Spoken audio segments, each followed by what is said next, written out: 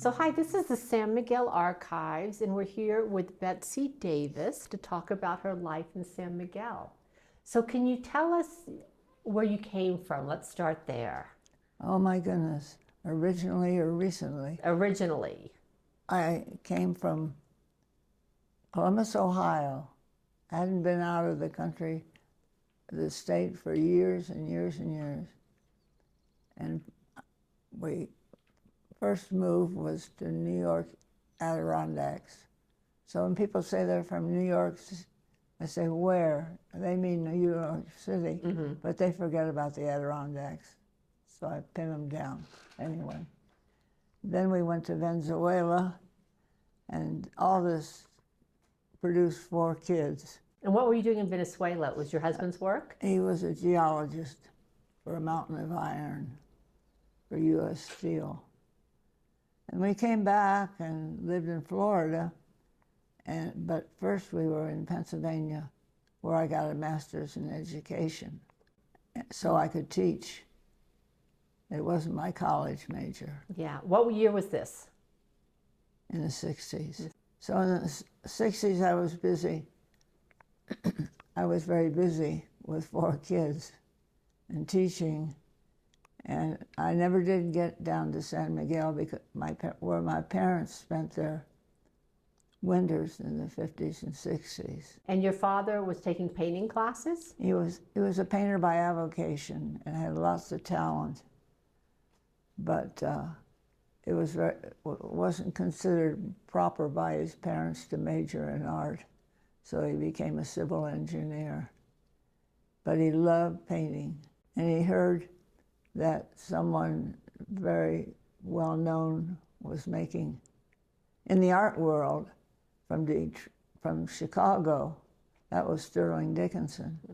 His influence had spread down, of all places, central Ohio, and it inspired my father to come down here in the wintertime, and he got to love the place, but my mother would not move down. It was scary, you know, but she did all right for herself. And did he talk much about what life was like then? Yes, he wrote a lot of letters. Do you remember what he would say? Well, he liked it a lot. Of course, he missed a lot of things, but it wasn't a case of missing, and they don't have, and they don't have, and they don't have. Now you can buy russet potatoes in San Miguel now. Make your French fries. Yeah. So what did they do socially? Did they talk about that? Everybody knew everybody, and activities were centered around the Instituto. So who were his teachers? Oh, his teacher was James Pinto, reputed to be the best art instructor. There's a gallery named for him at the Instituto. Did he talk about other people during those times? Yes, he made some very good friends. A couple who were from Canada.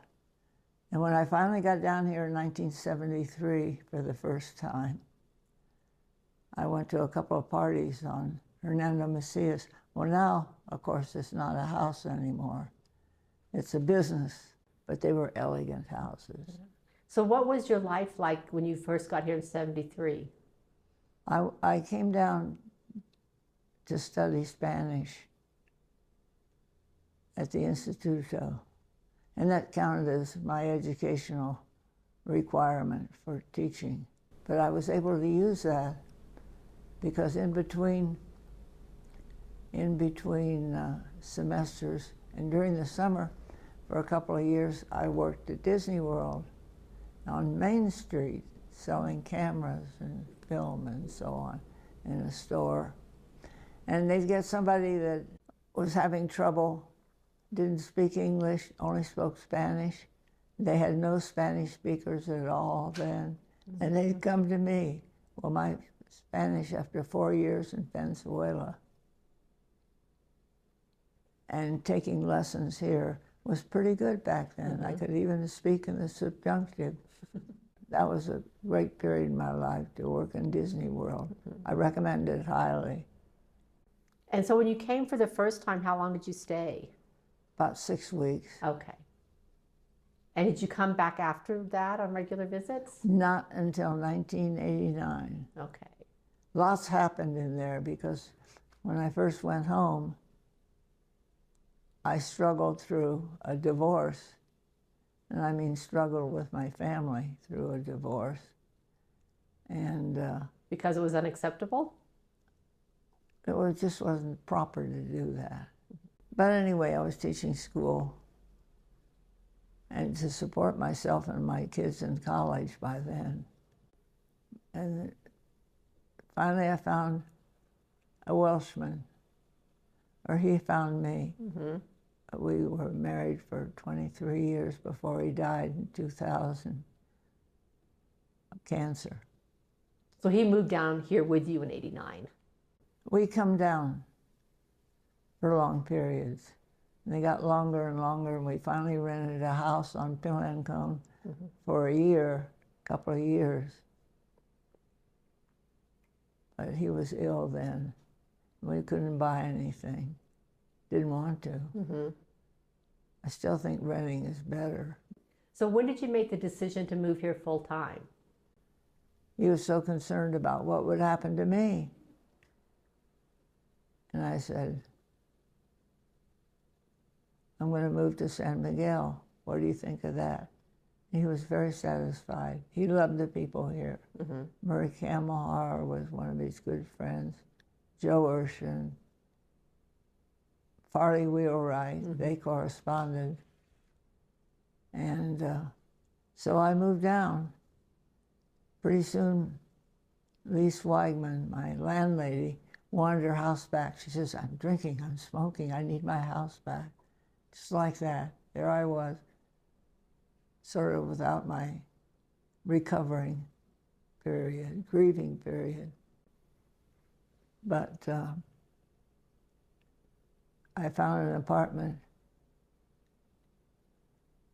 next to the Angelo Peralta until I finally found a place at the Quinta, Loreto. And here I am, some 23 years later, at the Quinta. So when you came down, I know you got immersed very quickly into San Miguel life. Tell us about what you were doing back then. Oh, my one and only theatrical performance was with Murray Camelhar and Dylan Thomas. And best of all, I became a tour guide. I fought the idea of going on a tour. Why should I go on a historical tour? I've been reading about everything and I know everything. I took a tour just for fun and I was hooked. And you did this with Patronale Pro Niños, correct? Yeah, this was just, Billy Bremer started this in 1991.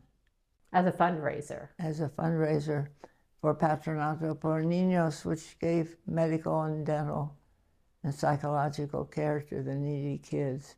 And they have made a tremendous difference in the countryside. Especially, of course, they have their clinic here. Now it's a bazaar and a clinic. Mm-hmm.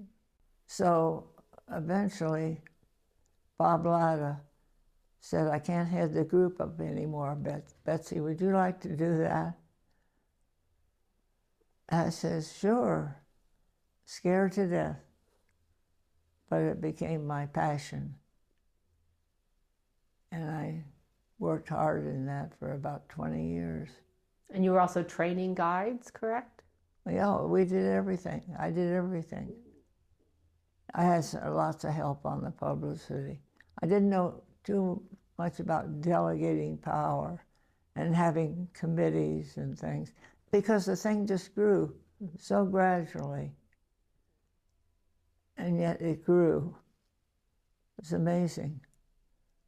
There's an article about the start of San Miguel tours. And they gave one tour every Tuesday. Pretty soon they had to hire another tour guide. Then they had to add more days. and it blossomed into a group of 30 guides, Oh, it's very big. and they were passionate about their work. I can't imagine a better group of people. Then we branched out on that while I was still working in it. And Jay Muscovich took over an architectural tour and trained people in that one. And we had a church tour with George Tassett. It was phenomenal. He must have Asperger's or something about, but he knows everything about every Spanish saint or custom or tradition as far as churches go. But now it's all certified guides, alas. So when you were doing your research, because I know you spent a lot of time studying San Miguel history, tell us some of the most fascinating things you learned. Well, I think it's the overall, at one point they had a tour of the houses around the downtown area. Of course, that's what the town was very small then. Mm-hmm. We really got inside those places. And Barry Devine typed out an analysis of that tour. They don't give that anymore. I mean, we actually went in the yellow house right on the corner. It's a vast house with a family dispersed around the second floor. Naturally, the first floor is given over to the business. I used to think they were hard up, but that's the way. People that had stores in the bottom of their houses and lived above them, I thought, isn't that too bad? But it wasn't at all. It was the custom. Yes. Yeah, there are a lot of customs you get used to here in San Miguel. Mm-hmm. So running the tours kept me pretty busy because that was 3 times a week.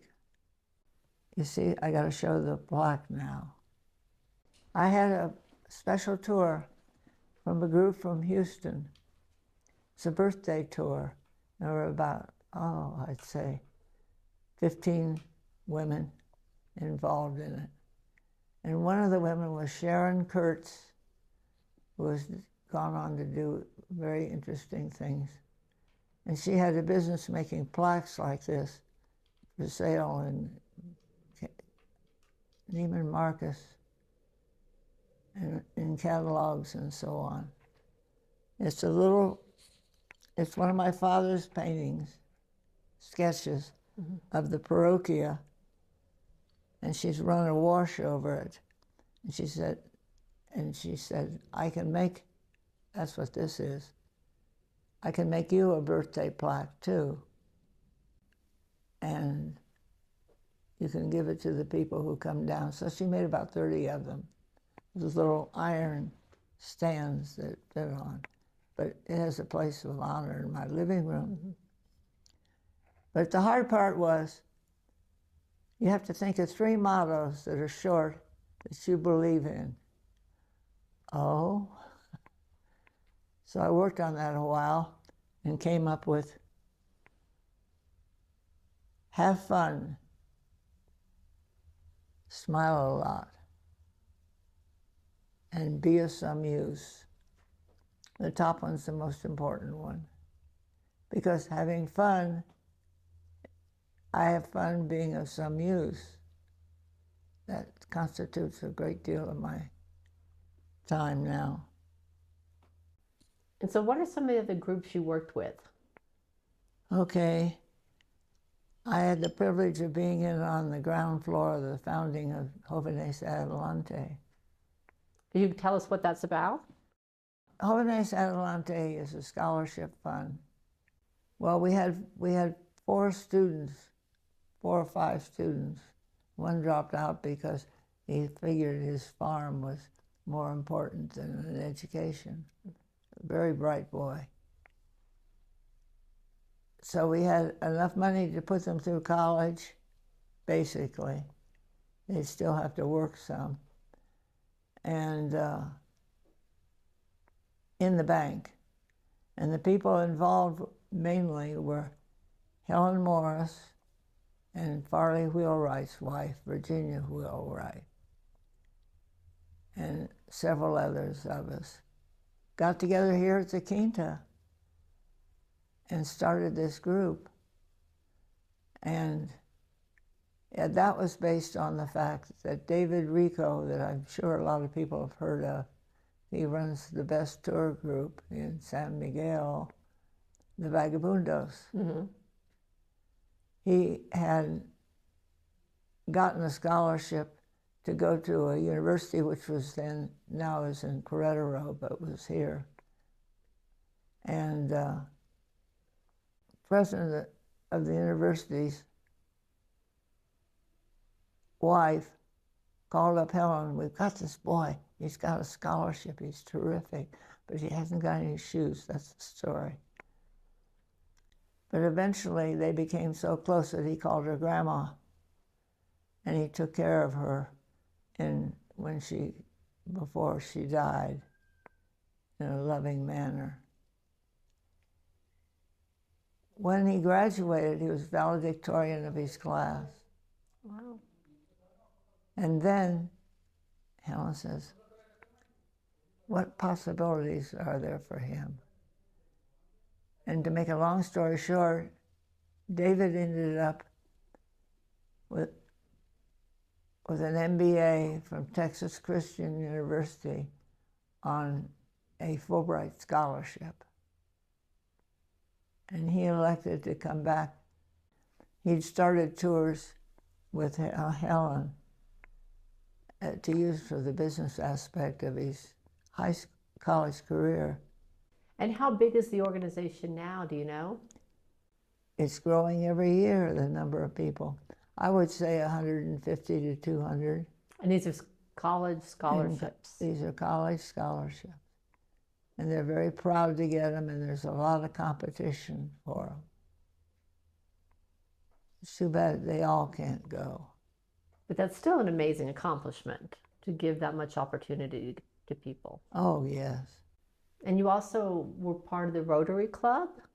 No. No.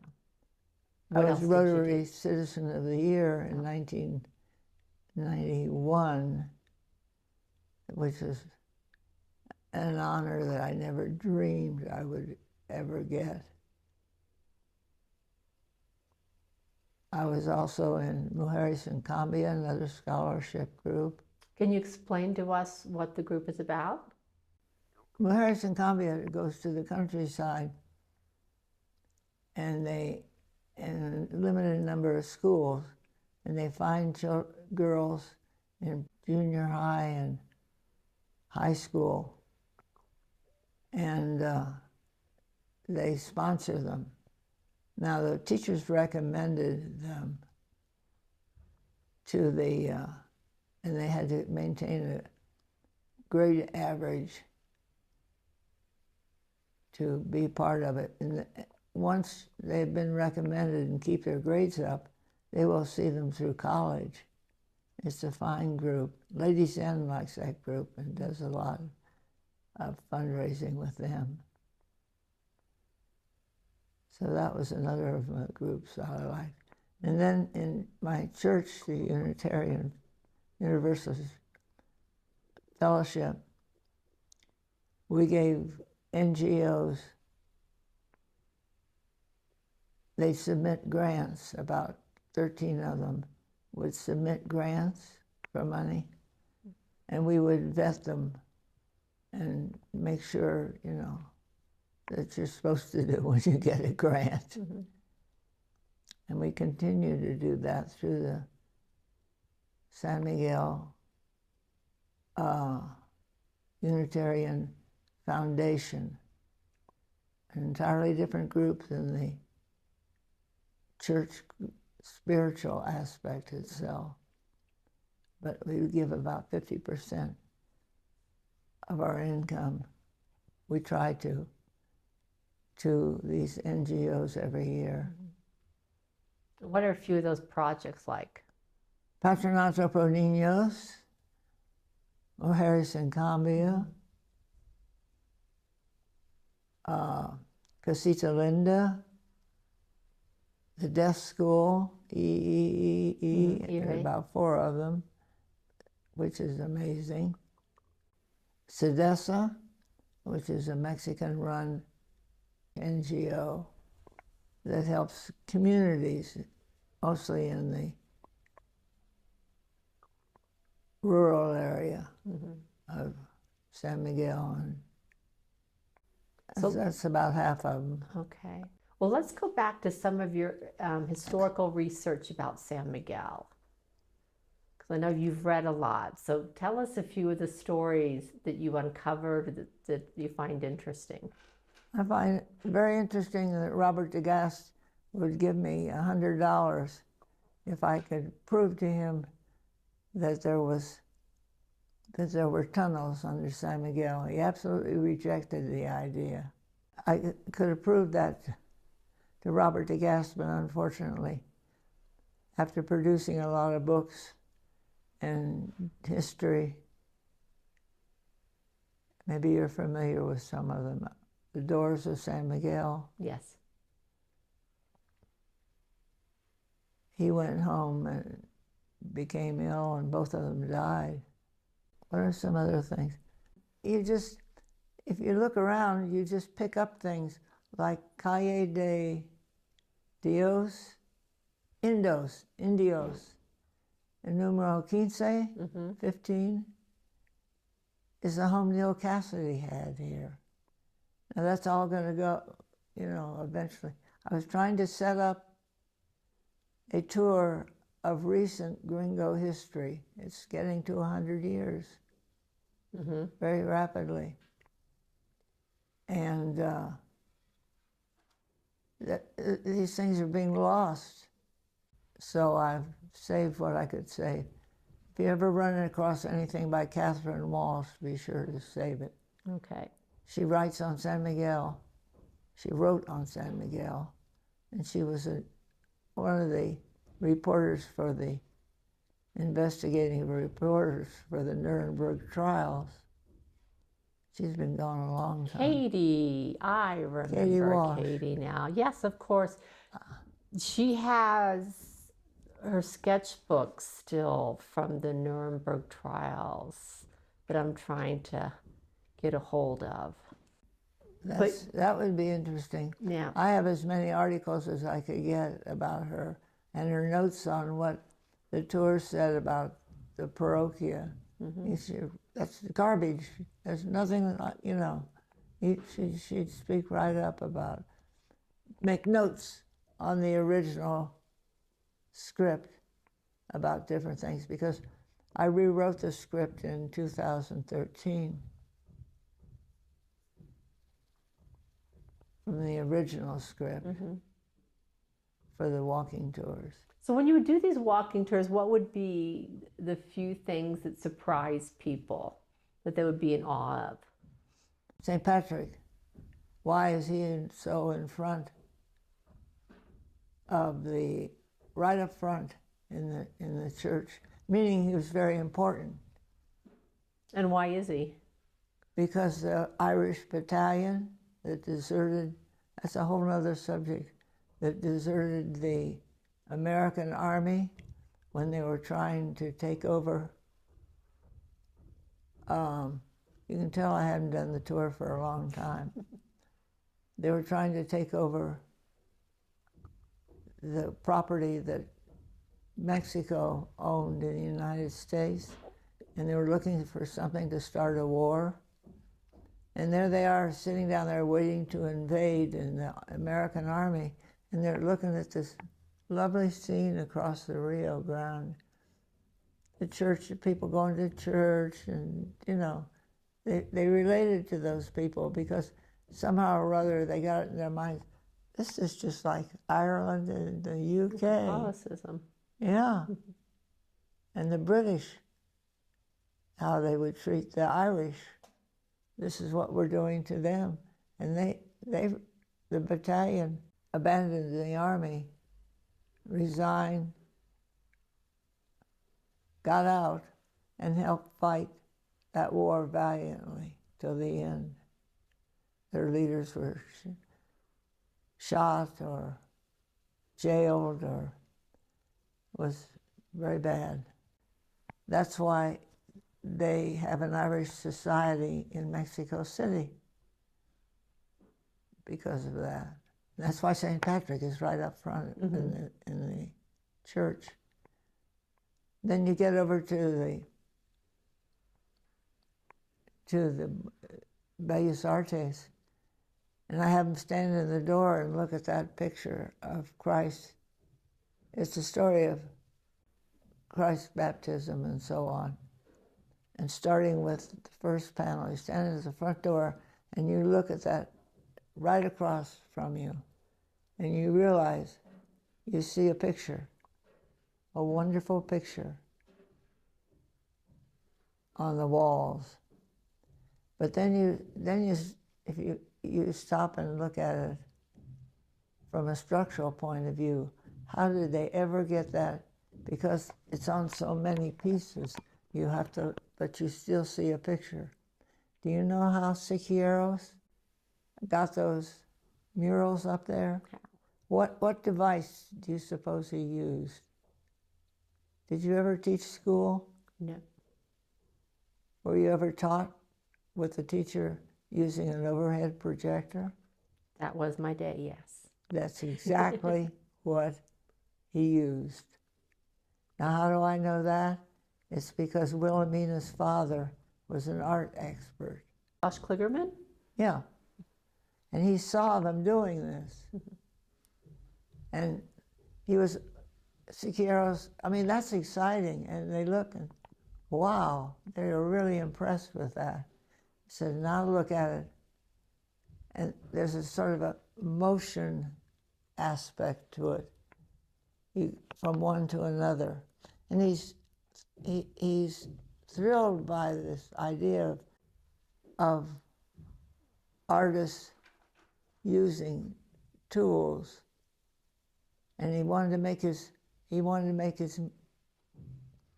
paintings flow like a movie. So down in Mexico City, you can see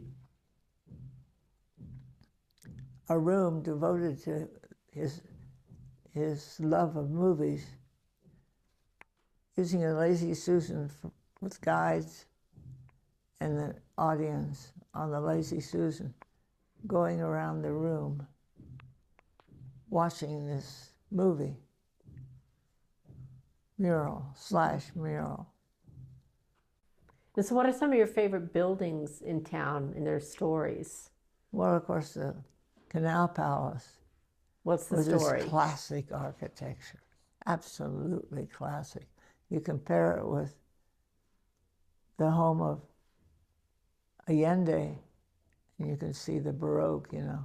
You do something because it feels good. I think I'll do this today. And the windows don't match necessarily in design, whereas classic is predetermined how you're going to do it. And can you tell us, share the history with us? Well, it was built during the architectural period, and it's got 3 sections in it now. And now it is a fabulous museum of the highest quality. They just opened it last year. And what's inside? Different rooms devoted to different aspects of history and crafts, and of course banking. Because it's the Banamex building. The Banamex building. And of course the story of the doorway. Have you noticed the doorway on the house? The Virgin of Loreto was flown over by angels when there was a threat of war to a spot in Italy. And that's Loreto, Italy. And she was the patron saint of the Canal family. And what can you tell us about the Canal family? They were rich. These people had their houses downtown, and they tried to get a clear view of the people coming in with the crops because they were relied relying a lot on the produce of their farms for their wealth in the mining area. And the Camino Real went through. You see, one thing leads to another in the history, and that's another story. With haciendas out there in Mexiquito, the basis of one is the boys' orphanage. Mm. That's prime property.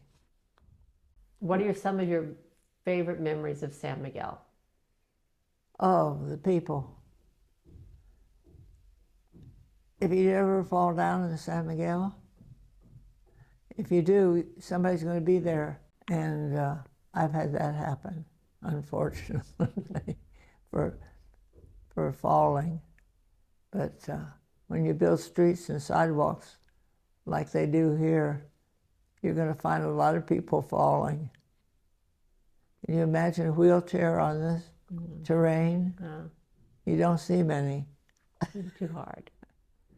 So any other favorite memories through the years that you've spent here?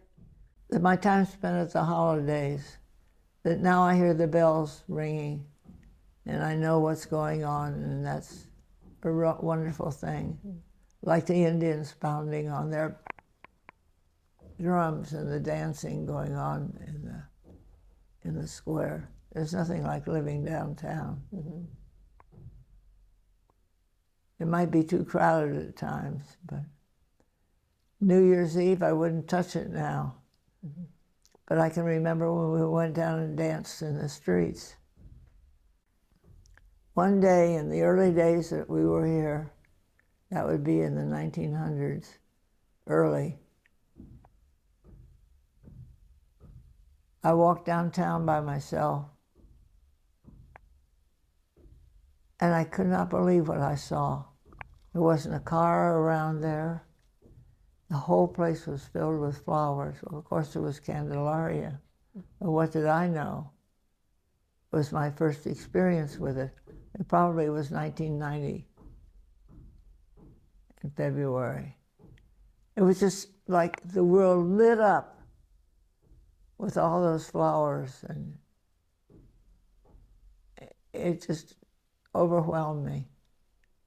And later on, of course, they moved Candelaria to Parque Juarez, and even worse, they moved it out to during the pandemic. That was a total failure. Mm-hmm. But it's beautiful in Juarez, but I'll never forget the sight of coming down, not knowing what's going to happen, and this happening. It was terrific. Any other memories that stick out for you? It's just life is so different here. I mean, you can get a charge out of a wedding bursting out of a church. We were walking by, and the band starts up, and the mariachis play, sing, or just the little things they do can turn you on. Well, thank you, Betsy, for sharing your memories with us. Thank you for asking. It's important that we preserve a lot of them. I thank you for your time and energy you put into this. Please hit the like button. My life would have been nothing if I'd never been in San Miguel.